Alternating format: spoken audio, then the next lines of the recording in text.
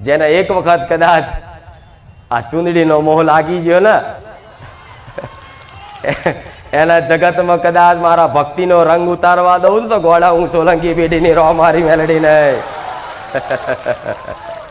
મારા વગર ચાલે નહીં.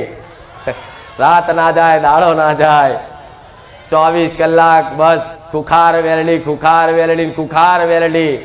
24 કલાક રોમ મારી મેલડી, રોમ મારી મેલડી, રોમ મારી મેલડી. 24 કલાક બસ તમારું મન મને જ યાદ કર્યા કરે છે. હું માનું છું તો જેટલી વખત તમારું મન મને યાદ કરતું હશે ને, એટલી વખત સમજો હું મેલડી તમને યાદ કરું છું ને, એટલે મારી યાદ આવે છે. એટલે અહંકાર ના કરતા કે માં દાડામાં તને 1000 વખત યાદ કરીએ છીએ. નહીં, જેને હું કૃપા કરું ને, જેને હું યાદ કરાવું ને, એ જ મારી યાદ કરીએ કે નકર જેવા તેવાના માતાઓની યાદ ના આવે. તો તમને મારી યાદ આવતી હોય ને તો તરત વિચાર કરજો કે બારેજાવાળી માતાએ મને યાદ કર્યો. તો તરત ગમે તેવું કોમ હોય, ગમે તેવું જો જતા હોય, તરત જ મારા ભાવમાં રંગાઈ જજો. મારી યાદ આવે ને તરત મારા વિડીયો જોઈ અને મારી વાતો, મારા પ્રવચન સાંભળવાનું ચાલુ કરી દેજો. એકાંતમાં બેહીન મારા રોમનું નોમનું સ્મરણ કરી લેજો. કદાચ મારે તમને એ શું આપવાનું છે, શું કરવાનું છે ને, એ તો કદાચ 6 મહિના ટકી જોજો, ખબર પાડી દઈશું સોલંકી પેઢીની મેલડી માતા. વધારે 6 મહિના જે ટકી રહ્યું એનો અનુભવ તમે જોવો જ છો, મારે કહેવાની જરૂર નહીં. ઘેર બેઠા કઈક ભાવિક ભક્તોને દેવ દુઃખના સમાધાન બતાવવા વાળી હું જગતમાં એક જ માતા, હું રોમ વાળી મેલડી છું. કે મારા પારે કદાચ નંબર લખાઈ ના આવે, મારા પારે કદાચ રૂબરૂ આવરી દર્શન ના થાય, કોઈ દાડો આવીને પૂછવાનો મોકો ના મળે, પણ છતાંય કઈક હજારો લાખો ભાવિક ભક્તો એવા છે કે એના સપને જઈ એમની માતાઓ, બાપ દાદાની માતાઓ બતાવી કે તારી આ ચામુંડા છે, તારી આ મહાકાળી છે, તારી આ મેલડી છે, તારી આ ખોડિયાર છે, તારી આ સધી છે, એને અપનાઈ લેજે, જા તારું ભલું કરી આલીશ હું માતા.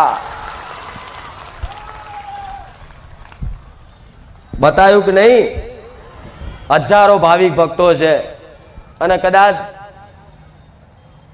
મોનતાઓની લાઈન હોય, મોનતા ઉતરતી હોય તો કદાચ થોડી ઘણી 5 મિનિટ 10 મિનિટ કે કલાક એ મોનતાની લાઈનમાં ઉભા રહેજો.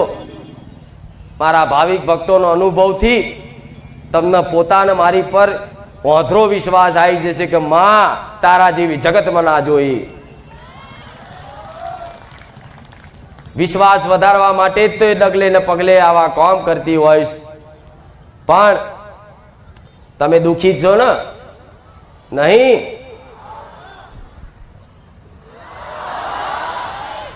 દુખી છો ને? દુખી છો ને? તો મારી જોડે સુખ લેવા આયા.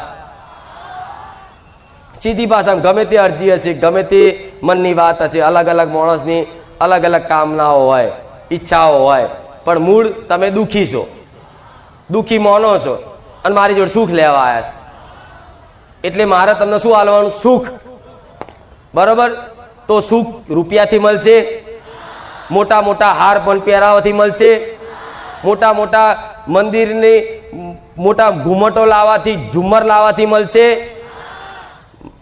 મારી જોડથી સુખ લેવા માટે મને ખૂબ વાલ ને પ્રેમ કરવો પડશે, મારી ખૂબ ભક્તિ કરવી પડશે. તારે હું તમને તમારી એ સુખ હશે ને, જે દુઃખ હશે ને દૂર કરી અને સુખના અજવાળામાં લઈ જઈશું સોલંકી પેઢીની મેલડી. પણ દર પ્રવચનમાં કંઈક નવી નવી વાતો કરીશ કે જેથી આવ્યા દુખિયારાઓને સાચી સમજ મળે, સાચું જ્ઞાન મળે, અને જેથી કઈ નહીં તો દુઃખ મટે ના મટે પણ તમારી આત્માને સંતોષ તો મળી જશે કે બારે જાય ભાઈ ભલે દુઃખ ના મટ્યું પણ માં દુઃખ છે તો એમના આનંદ છે. હા, શું ખોટું? તો તમે દુઃખી છો એનું મુખ્ય કારણ છે કે તમારા ખોટા કર્મ, તમારું પાપ કર્મ. જો સુખી હોય તો તમે સારા કર્મો કર્યા હોય તો તો એના ફળ સ્વરૂપ તમને સુખ મળે. તમે ખોટા કર્મો કર્યા તો એના ફળ સ્વરૂપ તમને દુઃખ મળે. પણ આ સુખ દુઃખનું ચક્ર તો ચાલતું જ રહેવાનું. જેમ કે કોઈ આજના જમાનામાં, આજના કળિયુગના યુગમાં કોઈ સર્વગુણ સંપન્ન કોઈ વ્યક્તિ નહીં કે એને સંપૂર્ણ પુણ્ય જ કર્યા હોય કે સંપૂર્ણ પાપ જ કર્યા હોય. કોઈએ પાપ ને પુણ્ય બે ભેગા કર્યા હોય ને તારે તમને સુખ ને દુઃખની અનુભૂતિ થતી હોય. પણ આનાથી હું ઉપર લઈ જવા માંગુ છું. ઓળખી જોણજો, હું મેરડી બેઠી છું. દુઃખી થવાનું કારણ શું? ખોટા કર્મો, તમારી કામનાઓથી, તમારા સ્વભાવના લીધે, તમારા લોભના કારણે જોણે અજોણે કઈક ની કઈક ગલતીઓ જીવનમાં થઈ છે અને એનું ફળ સ્વરૂપ તમને આજ દુઃખ છે ને ઘેરાઈ ગયું છે. એટલે કોઈ દિશા દેખાતી નહીં કે આરું એવા તો મેં કેવા કર્મો કર્યા કે આજ હું દુઃખી છું.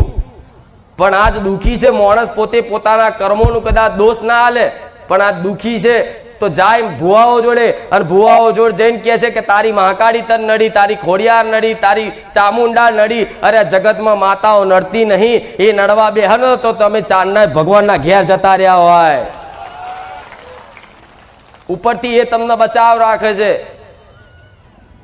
એની કૃપાથી તમે એની જો ભક્તિ સાચી કરતા હો તો મારા જેવી માતાના પારે સદબુદ્ધિ લેવા મોકલે કે દીકરા બારે જા, ધામ જા, તો તને મારી ભક્તિ ચમની કરવી ને એ થોડી શીખ મળે.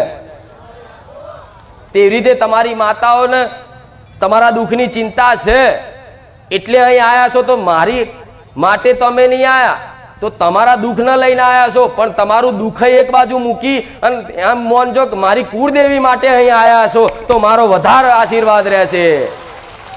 કે માં દુઃખના માર ગોરી, દુઃખના માર ગોરી એક બાજુ રાખ માં. દુઃખ તો ભલે મારી જેવી આવી મારી ચામુંડા, મારી મહાકાળી, મારી ખોડિયાર, મારી આશાપુરા, મારી બ્રહ્મણી મારી જોડે હશે ને તો માં દુઃખના પહાડ હશે ને, પણ મારી માતાના ખોળામાં હોઈશ ને તો ગમે તેવો પહાડ હશે ને તો માં મને દુઃખ નહીં લાગે, એવો વિશ્વાસ રાખજો. દુઃખ કોના જીવનમાં નહીં પડ્યા, કોના જીવનમાં નહીં પડ્યા? જેણે જેણે ધરતી પર અવતાર લીધો દરેકને દુઃખ વેઠવા પડ્યા છે કર્મો અનુસાર. એના માટે તો ખુદ મારા ભગવાને ધરતી પર અવતાર લઈ અને એવી લીલા રચાઈ કે આવનારા મનુષ્ય કોઈ ભગવાન દેવી શક્તિ ઉપર ઓંગરી કરી અને દોષ ના હાલે કે અમે દુઃખી કેમ છે. એટલે તો ભગવાને કદાચ અવતાર લઈ અને રામાયણમાં કદાચ જોયું છે ને, રામાયણમાં કદાચ એના બાલીને મારી તીર રોમે તો કદાચ કૃષ્ણ યુગમાં, કદાચ મહાભારતમાં, દ્વાપર યુગમાં ખબર છે ને કે એક તીર માર્યું અને કૃષ્ણ ભગવાનના અંગૂઠે વાગી કૃષ્ણ ભગવાનનું મૃત્યુ થયું. ખબર છે ને? તો એક ગયા જન્મનો બદલો જો આ જન્મમાં મળતો હોય તો તમે તો આ જન્મના ગુનાની નહીં ખબર, ગયા જન્મો જન્માનો તો મારા જેવી માતા જોડતી હોય. પણ કશું જ નહીં જોડતા, કશું જ નહીં આવડતું તો ભલે તકીને બેસજો. દુઃખ દૂર કરી આલવાની જવાબદારી મારી છે, લીધી છે જવાબદારી, નિભાઈશ. એમાં કોઈ આગી પાછી વાત નહીં બને. નિભાઈશ જવાબદારી, પૂરેપૂરી નિભાઈશ.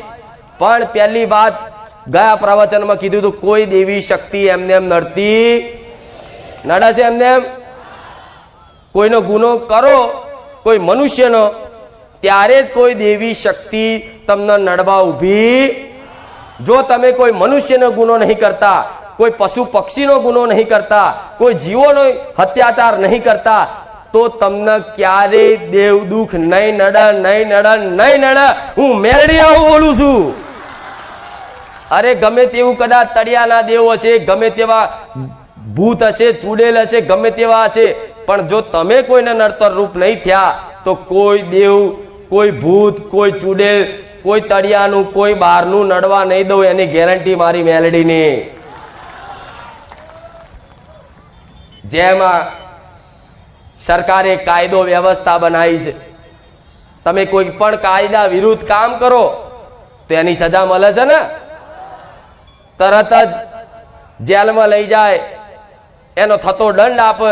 ચોરી કરી હોય તો જો લગીન ચોરી તમે કબૂલ ના કરો તો લગીન પોલીસ વાળા માર માર કરે તમને કે બોલ તે ચોરી કરી, તો કે ના, તો 2 દંડા મારે. બોલ તે કરી તો કે ના 4 દંડા મારે, બોલ તે કરી તો કે ના 6 દંડા મારે. એમ કરીને કદાચ માણસને માર સહન ના થાય ને તો છેલ્લે બોલી જાય હા મેં ચોરી કરી છે એટલે પોલીસ વાળા મારવાનું બંધ કરી દે. અને સીધી એને જે સજા થતી હોય ને એ સજા થઈ જાય કોર્ટમાં જાય તારે. એવી રીતે તમે જે ગુનાહ કર્યા, પાપ કર્યા, કર્મો કર્યા એ કદાચ કબૂલી લો ને એટલે અહીંથી જ તમને આ નડતર બંધ થઈ જાય. હું મેલડી આવું બોલું છું. થાય કે નહીં? જેમ કાયદો વ્યવસ્થા બનાવી છે, શું કામ? તમને શાસનમાં લેવા માટે. તમે પાપી ના બની જાઓ, તમે અધર્મી ના બની જાઓ, એના માટે કાયદો વ્યવસ્થા બનાવી છે. તેવી રીતે આ મારા ભગવાનનું બનાવેલું વિધાન છે. જો તમે ધર્મ વિરુદ્ધ કોઈ પણ કાર્ય કરશો તો એનો દંડ ભગવાનનો જે બનાવેલો વિધાન છે એ વિધાન અનુસાર તમારા દંડ ભોગવવો પડે. એમાં કોઈ આગી પાછી વાત. જીવતા જીવ ના ભોગવો તો કે મર્યા પછી તે નર્કમાં જવું પડે. આવા વર્ણનો સાંભળ્યા છે ને એટલા